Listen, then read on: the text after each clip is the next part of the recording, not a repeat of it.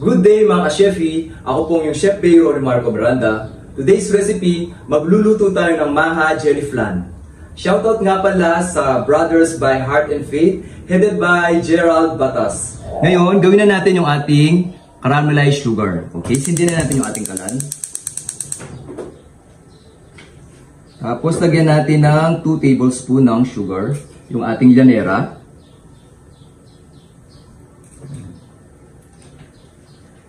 Yan, hayaan muna natin makaramelize yung ating sugar.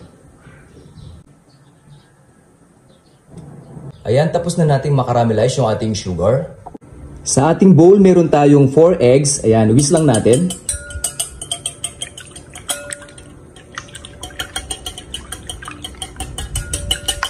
Sunod na natin ilalagay yung ating evap.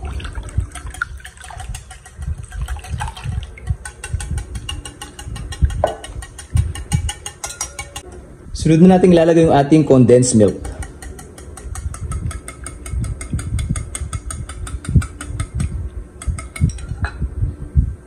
Ating salt, pambalance ng tamis.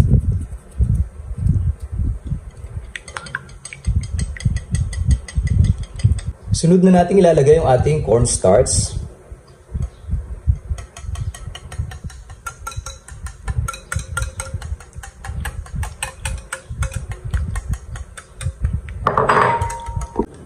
Okay, ngayon strain na natin yung ating mixture.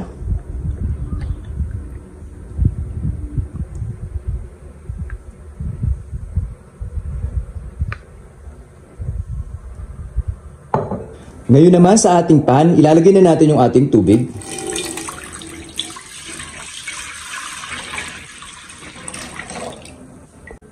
Sunod na natin ilalagay yung ating yellow gelatin. I-whisk lang natin. Ayan, pag natunaw na yung ating gelatin, sisindan na natin yung ating kalan.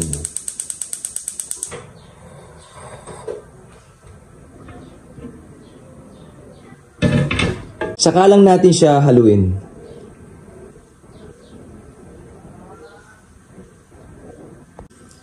Pag mainit na yung ating gelatin, patay na natin yung ating kalan. Saka natin ibubuhos yung ating mixture sa ating gelatin.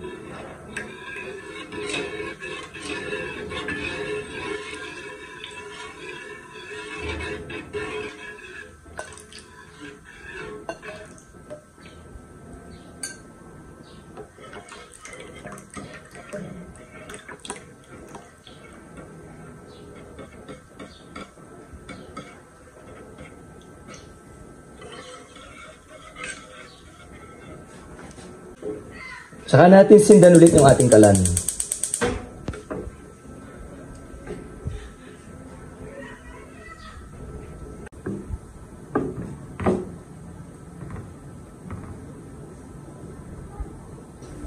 Strain natin ulit yung ating mixture.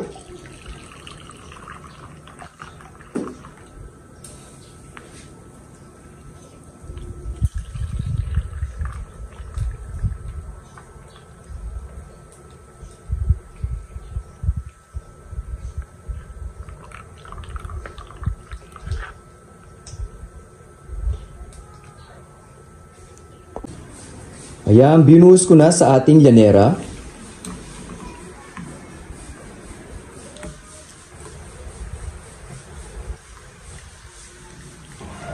Ayan mga ka-chefi, ito na po yung finished product ng ating Maha Jelly Flan. Okay, ilalagay na natin sa ating plate yung ating Maha Jelly Flan.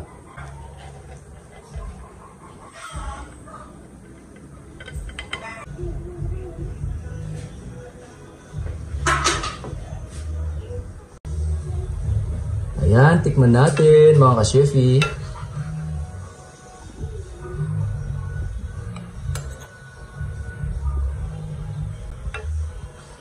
Kanya mana po ng kikatawang Maha Jelly Flan at smooth niya po. Thank you for watching.